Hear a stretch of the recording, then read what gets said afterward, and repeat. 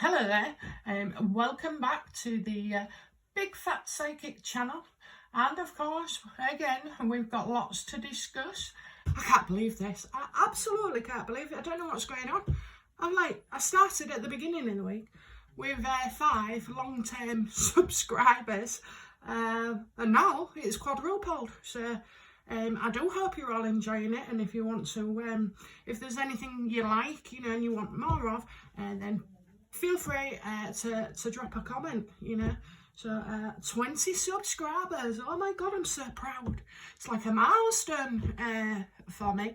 So thank you very much, each and every one of you. If you want to have a shout out, just send me a comment and I'll bring you up. I've got a new subscriber as well. It pinged up and showed me the name. Diana. Sorry, Diana. I've actually forgotten the second name, and I don't want to go back, onto YouTube and disturb this bloody video on the iPhone because I've been having a bit of a nightmare this week, trying to get things attached and downloaded and uploaded. I'm not the most technical person in the world. I would say I'm emotionally intelligent, but when it comes to technology, no, I depend on the kids for that.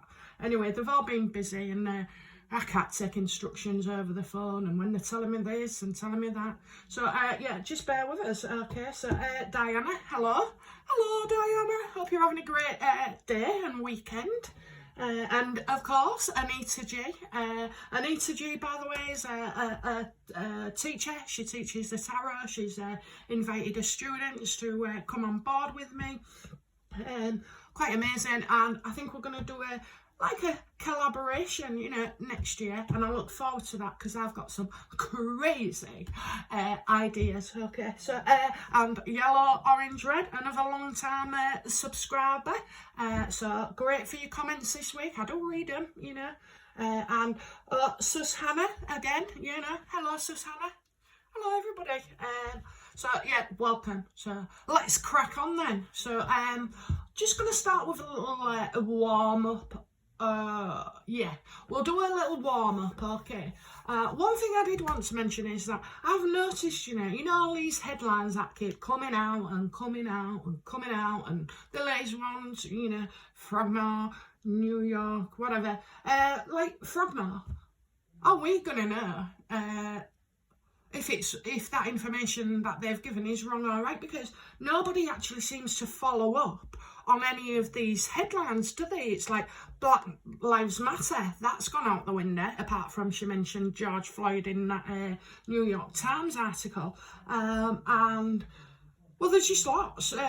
What else didn't get followed up? Oh, the 35 million, that would hit the headlines, and another 3 million from Disney, and, all these kind of things are just not followed up. They just seem to disappear into the ether. So, that's the game that they're playing. They know this, and they know barely anybody's gonna follow it up because it's not like crime of the century where everybody's hunting them down. Although that letter that she sent recently could be classed as a crime. It's certainly a PR crime. So so let's let's have a look. Do you know what? Let's go right into it because I'm going to go for New York Times because some of my questions about other things actually I need this one out first, I think. So I'm just organising my mind. Right then. So right, New York Times or PR crime. And that's what we're going to look at today. Okay. So without further ado, let's get into it. I'm going to start with these. They're my tried and tested, brutal. Honestly, they tell you the stuff you don't want to know. They tell you good stuff,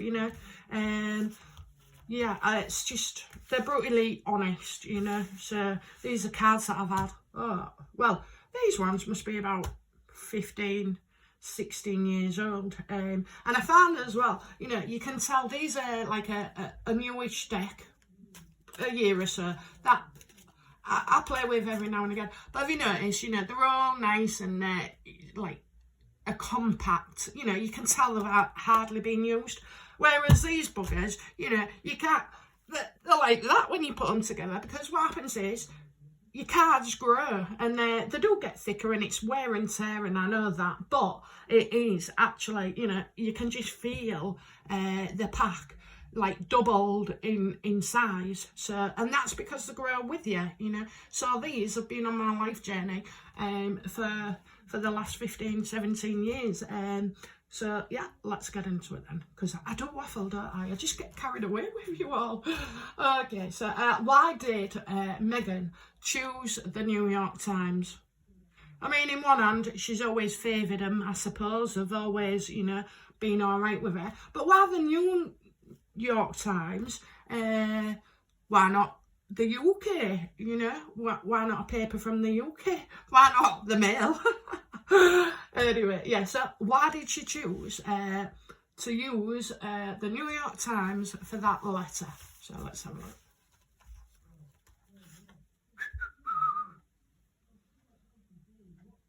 Oh, well, she saw that by doing it with them, you know, it was, she wouldn't have wanted to do it with any of our newspapers and maybe anywhere else, because she sees it as pointless, you know, pointless. So she must have some kind of connection with the New York Times, and she was just wanting to save her energy. So, you know, she thought by going with the New York Times that it is actually and this was voluntary, okay, because if it had been the Seven of Wands upright, I'd have seen her being defensive and stressed and under pressure, but in actual fact, I'm not seeing her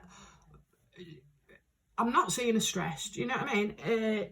So yeah, she just thought, right, no pressure, and she did it off her own back. Yeah, she did it off her own back. That's a good point. No pressure on her. She did it off her own back, and she just thought, you know, she'd go to the one to save everything else. So she knew it was a big paper that would, you know, obviously headline it around the world. So she went to the one so that she didn't have to shop around with anybody else. Okay, so that's why she chose the New York Times. So did she write this content then? Because, do you know, I don't tend to have such a problem with what's said, but I have a problem and I'm uncomfortable. I feel sick when I hear the romanticised, you know, drama all the time. You know, why can't you just keep it plain and simple for a simple folk, you know? I mean, when something bad like that happens to us, we don't go, we certainly don't go to the press. You can barely talk to your family about it, never mind anything else. And we do it in a, you know, a humble way, you know. So I think one of the examples was where she felt this sharp pain, but she'd been looking for a sock and she'd been looking for a crayon, you know, and she dropped to the floor.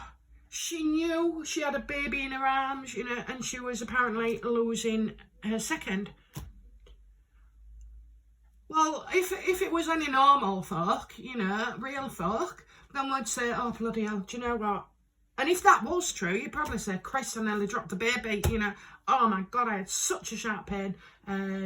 But you won't go on about lullaby. I mean, bloody lullaby, is that an American phrase? Because lullaby is, you know, from the 1940s, 20s, maybe before, you know, for us. It's, what would we say? Oh, we're singing a nursery rhyme, or, you know, so a bloody lullaby. You don't sing a lullaby when you've nearly dropped your kid to the floor, you know, you're in agony. Basically, you want to be making sure he's all right, don't you, you know?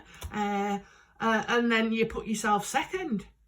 And I mean, are you telling me she was there for ages with nobody about? That house is full of staff. Absolutely full of staff. Anyway, so did she write the content?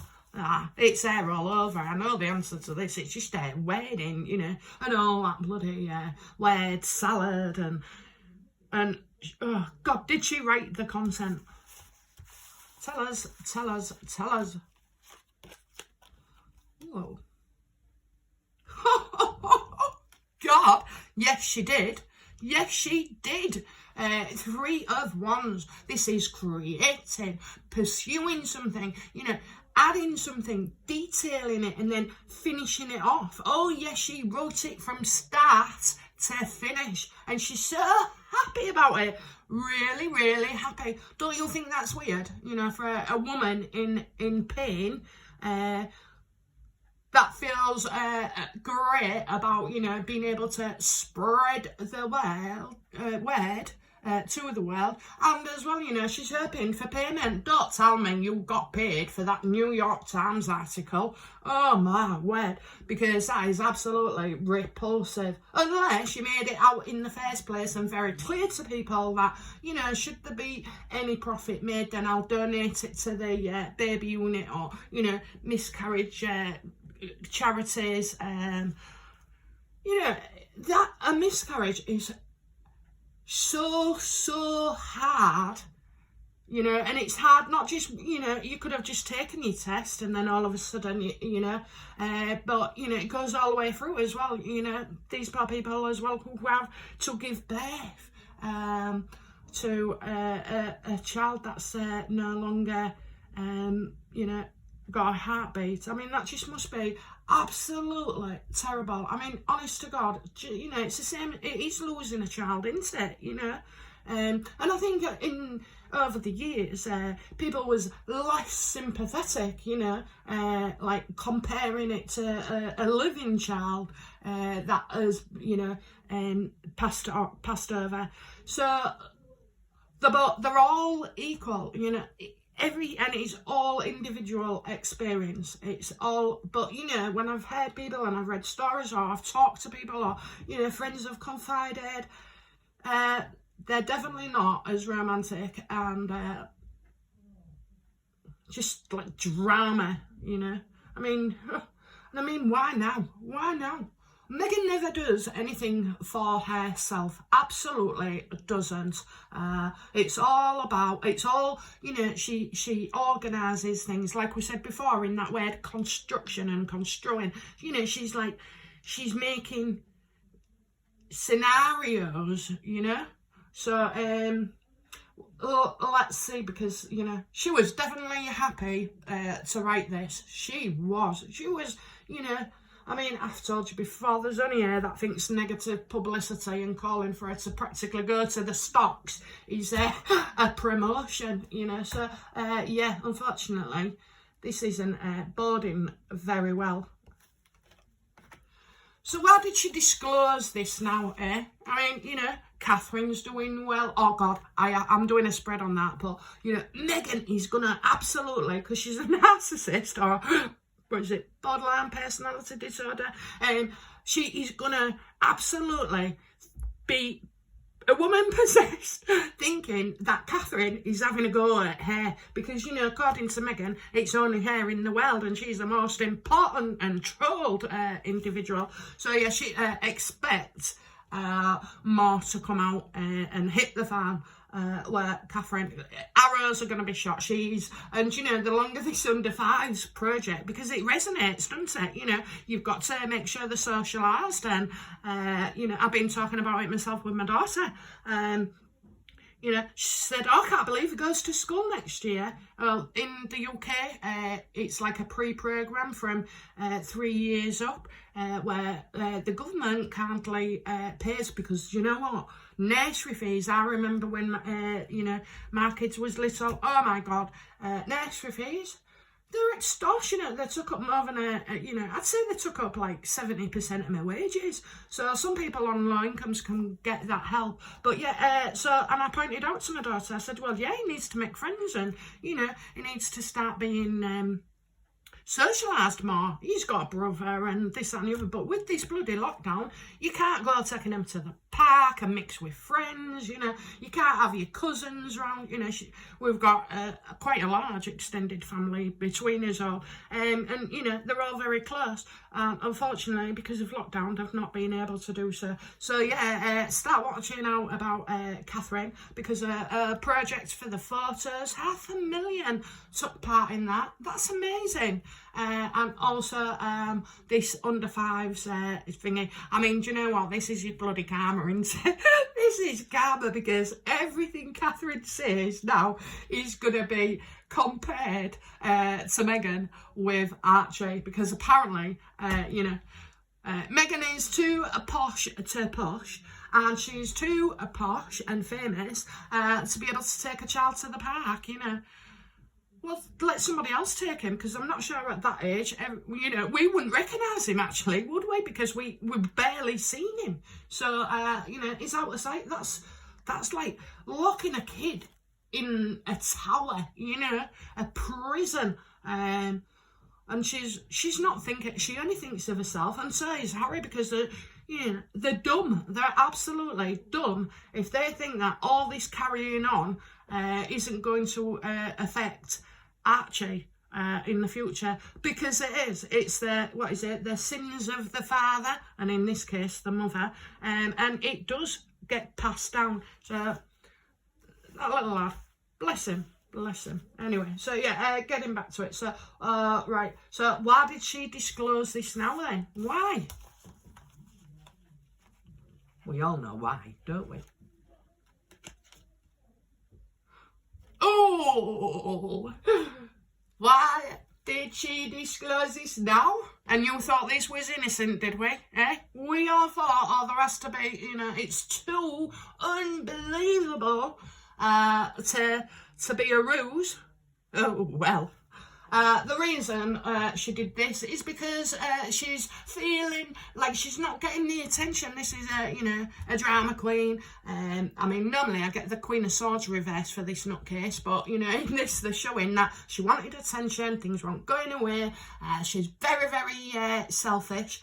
And it's debatable about her attitude around men. And just thinking about that, there was something flashed up on the YouTube, I think, and you see her, doing that crazy eye stare, right? She not only does it at Harry, she's done it at Prince Charles, but then, there was Harry here, Meghan there, and William, and guess what? Her crazy eyes was focusing on him with that fake smile. So that's why she did it, because she can't bear for others to have the limelight. Now, this is a card where it shows jealousy as well, because Meghan is very insecure, so insecure people become very jealous, because they feel that their own life ain't going right or enough, which, is unbelievable for this woman, because she's had every opportunity. She's had the world literally at her feet, and what has she done with it? She's done nothing. She's just turned us against her, So, yeah, bloody typical of this woman. Absolutely. And I'm so glad that showed up, because now I can start, there was part of me thinking, it's so big a story, isn't it, that nobody, and because of the nature of it, nobody's actually going to come out and make criticisms.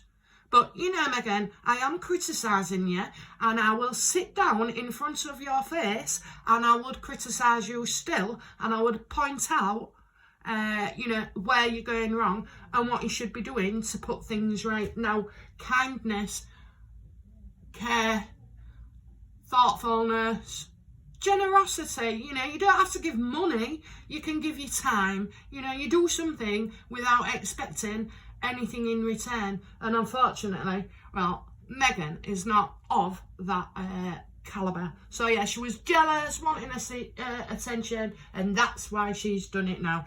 Obviously, there was some sadness, I believe, about Catherine's dog. Maybe, maybe that. You see, Meghan's PR team have got a bloody nightmare with her, because, right, Meghan will sit to your face and go, yeah, you're right, yeah, you're right. Okay, yeah, you're right. I get that. I'll do that. I won't do that. 5 minutes later, she's on the phone composing a bloody another letter, and bing, it goes. So she's not. She didn't take the advice before. Meghan doesn't actually listen to anybody but herself, So they're going to have a nightmare with her as well. And I can feel that, right now, they're all in it together. They're all in it together. But it is Meghan won't be told, so Meghan is a driving force, so an idea might be put to her, and if she thinks, oh, yeah, you know, she'll take it. Excuse me. No, I've not got COVID.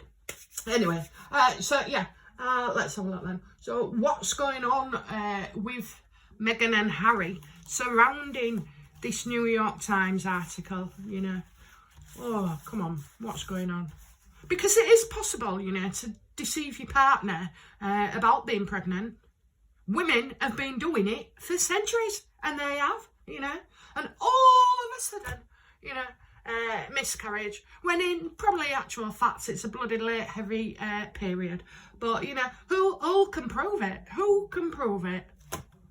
So, you know, I do wonder, because we did that, does she lie to him? Well, she bloody does. She's always concocting stuff, and she does a lot without his knowledge, and then explains it in a plausible way and manner. So, come on, what's going on with these two? I want one for her and one for him. Oh, guys, I don't keep my eyes closed when I'm picking cards, okay? I don't like to cheat myself. Meghan. So right now, Meghan is working very hard. You know, she's back at work. She's had a nice little. She's had some money come back. I think usually a refund is about some money owed to you in the past, so somebody could have paid up, or she could be getting some more money from net dicks. You know. But yeah, there's some. She was waiting for a chunk of money to be released, and you know, there's nothing better tonic for her than you know, feeling important, you know, and running about all over and demanding, oh no, you should look this way. Oh no, I want the camera there. You know, oh God, this woman is amazing, and she's superhuman because she's a lawyer. She's a saint. She's you know, She's a film producer, she's a royal, she's a successful actress, you know. Oh, Meghan, you just, you're a failure. You are a failure, honestly. I don't know. I love a comeback kid, but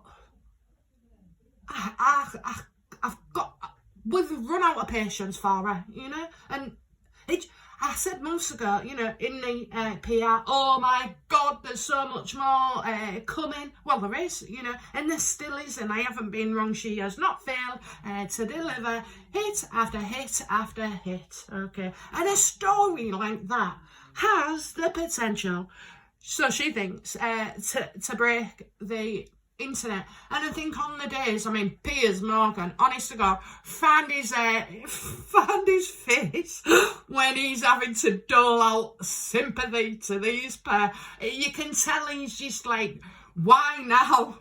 Why now? Honestly, he's pursing his lips, and when he says, oh, you know, my deepest sympathy or condolences, you know, pull out that, it's on YouTube, and his face just says, one face says 1,000 things. Not impressed, you know. So there will be a backlash. But this was a safe bet to not get, you know, too much of a knocking. And as you say, nobody can. She's working hard again. More headlines. And now she thinks she's a writer. Do you know when people suggest things to her, she's like, oh yeah, because she goes from one different thing to another. And, well, do you know, I have to say, her writing style-wise is a bit sickly. You know, it's one of them Mills and Bones book. I don't know if you've got them anywhere else in the world, but in the UK, quite a lot of time, before double glazing, we used to put them Mills and Bones book on, well, I did, the windowsill, you know, for the condensation to soak up the damp. So, yeah, and I reckon with any books like that, I wouldn't even bother. So, yeah, she's back at work. So what's going on with Harry? He's working on things that have come from the past and bringing them into the future. He's hoping to meet up with people that he hasn't seen. I did get the sense before he would be going back to get involved with the army, you know, because they're getting dealt with separately, aren't they now? You know, it's harder to, well, you've got less chance of us attacking Harry in the way that Meghan will be attacked. So yeah, he's waiting, and he's thinking about the past as well. So this is quite an emotional card, and I think he really does want to see the Queen because she's his grandmother, and he's been a sod, a little sod, you know. And I know the Queen isn't happy with him. You know, last reading or something, they said she thinks he's, you know, they're all about the money. They're just all about, and it's negative money, you know, and getting into debt and this, that, and the other. So, you know, so he's probably in a quite innocent way hoping to get back and see the royal family. Now, I know she ain't having any of it, but again, as well, you know, he's working on his project. And I'm glad, really, that they're working on projects and not saying ahead of what they're going to do, because nothing ever came to fruition. So I did say that these guys need to actually get something under the belts, and then produce, you know, do something and then show it to the world once it's completed, because Meghan barely completes anything. I do feel that with all this Diana business, you know, that could be is quite emotional actually, because it's coming up and he's not being able to say anything because, you know, it's his boss, so to speak. He can't reach out with William to support him. So he's going to be hit by an overwhelming sense of, an overwhelming sense of feelings that are brought by all the stuff going on that I've just mentioned. So yeah, and he can't, but there's a part of him that wants to see him, not to resolve anything, but, you know, just wants to see him again. So army and a royal family, and obviously he's quite emotional and feels that he can't speak out. But you know what? He can. There's nothing stopping him apart from megawatts, you know. She's shouting the loudest. So he needs to realise, you know, get a grip, Harry. Get some balls, Harry, you know. Get your tongue back in your mouth, you know. It's not being cut off. So, yeah, he's probably struggling with that and feeling overwhelmed. So, you know, he's feeling emotional, and she's feeling, you know, fun and dandy. And also the Pentacles cards are like, you know, the physical or something tangent. So she's feeling that she's doing great, you know, and her hard work is about to pay off. Okay, so are Meghan's PR team involved with this letter from the New York Times? Well, yes, I see 5 people. So you got your 3 team. Okay, I've got 3 people, and then I've got a set of 2. So Meghan and Harry, or, you know, there was a competition. They're trying to fight it out. They're actually arguing amongst themselves on the best way to do things, because of course Sunshine Sacks will have their way that's tried and tested method. You know, it's unique that they've had a couple that can destroy their reputation to such an extent that nobody else will, you know, touch them, basically. They are being quite isolated from people don't want to know, but, you know, it's true, isn't it? I said, if you're going to carry a film in my house or record something I've said, I won't have you in my house. I'd have you nowhere bloody near me. In fact, I won't even bother giving you the time of day. It's absolutely outrageous, you know, some of the things they've done. And all thought they knew it was a plan. You know, it's subterfuge, it's deceit, you know. She knew what she was doing all along, just like she knew about all the headlines over the past few months. She knew how to get Harry baited. She arranged for that story to come out. You know, she was horrified Well, going on what we've seen so far, do you believe she was horrified about them two getting discovered? Washy bollocks. Washy bollocks. It was Harry that was horrified because he actually, you know, he had to be careful from then on, you know, even dumping her. I think he did try.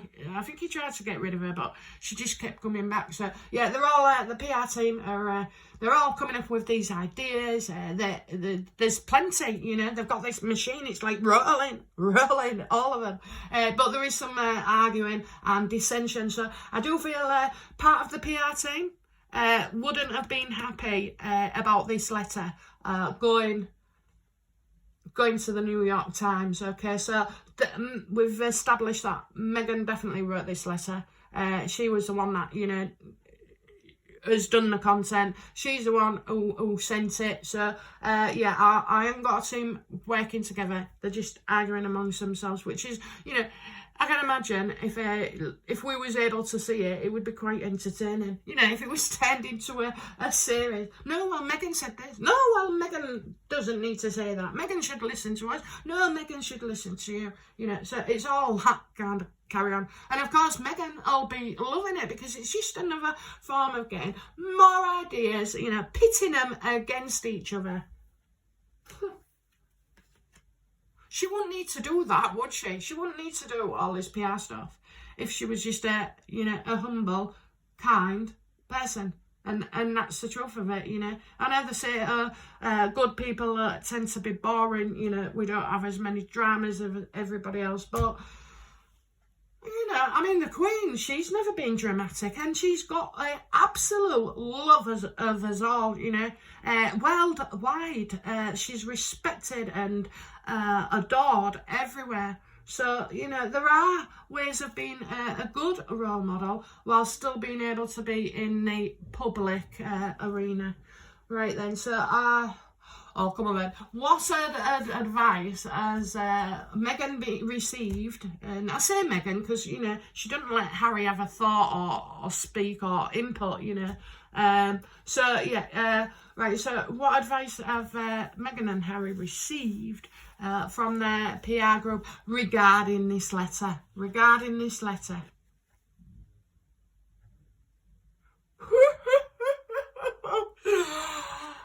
Oh, United of Cups are reversed. I mean, at best, when he's on top, you know, he's still like wishy-washy, you know, and a dreamer, you know, and this, that, and the other. But this one is, I know somebody like this.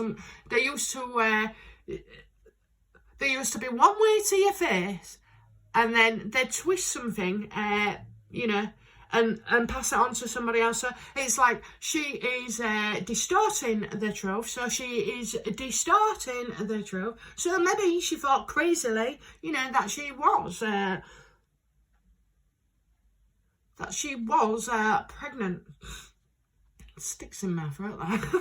Anyway, so, you know, she's definitely been distorting the truth to gain favour. And I think as well,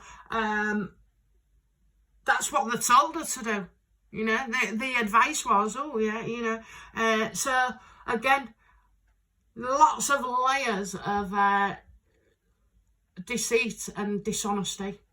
Okay, and it doesn't surprise me. You know, it doesn't surprise me that our PR team have come up with something and said, oh yeah, you know, we'll go with that and this, that, and the other. And they would have looked into how much flack there was going to get, if there was going to be any accusations, if anybody could try and disprove what she's saying. So, you know, they feel safe. They feel safe. Okay, so what else? Oh, yeah. Oh, right, so I don't know if you saw this, but Earl Spencer, Diana's brother, I think, he was on with Lorraine Kelly. I was just dying to know. I watched him because I wanted to know, was he told about this at the time it allegedly happened, or is it only just coming out now, you know? Because we've got things like, oh, the Queen knew this, that, and the other. In all the readings I've done, the Queen hasn't got a clue. she hasn't. She's wrote them off now as like, you know, they're just money grabbing, pair of fame hungry, attention seeking buzzers.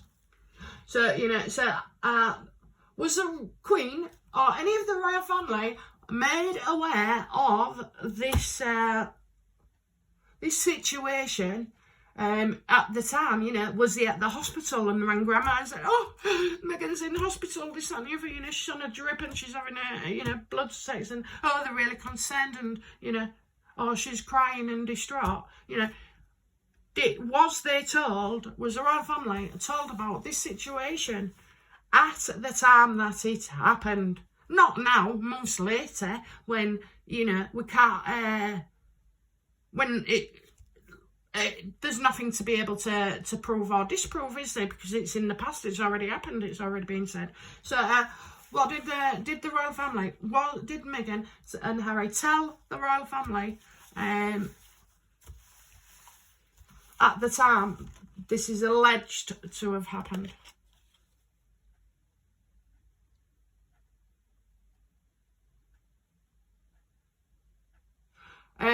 So I'm getting,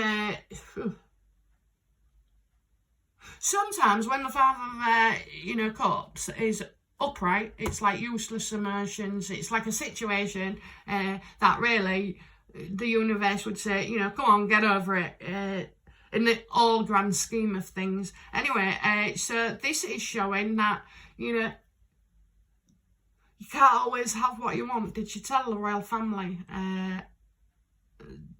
Did she tell the royal family?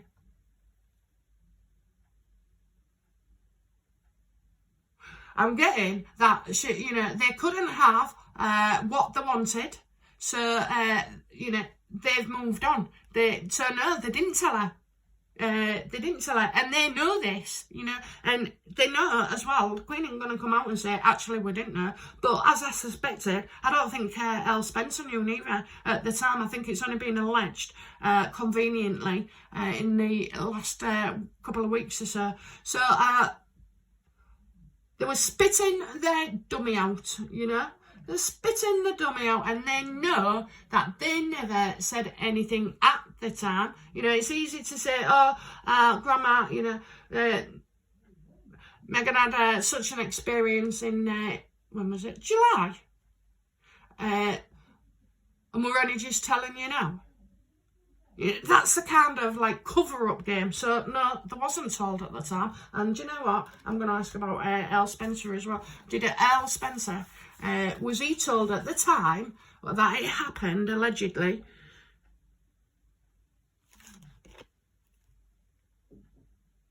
No, because they weren't even talking to him, you know. They were separated. They was not talking. It's the Eight of Cups. To me, it means turning your back on a situation that no longer serves you, you know. Choosing to walk away, maybe. So, no, I've got separation, like, quite divorced. So, I think since the... I think they've been separated for a while, you know. So, no. And so, we've got two cups there. Sets of cups. So no, they didn't. She couldn't have what she wanted, so she's doing this. She didn't tell Charles at the time. He looked as stunned as this is Charles Spencer, I think. He looked as stunned in front of Meghan, Lorraine, as anybody else did. You know, like it was the first time he heard about it. Now, don't you think that's weird? Really, don't you think that is weird that they told nobody at the time when they could have garnered true sympathy? But yeah, it's coming out now. So, you know, we can kind of see where this manipulation is coming from. This isn't looking good for the pair of them. And, you know, it's disgusting. Absolutely disgusting. Yeah, so, okay, guys, I'm going to be back shortly with another reading. Anyway, guys, thank you very much.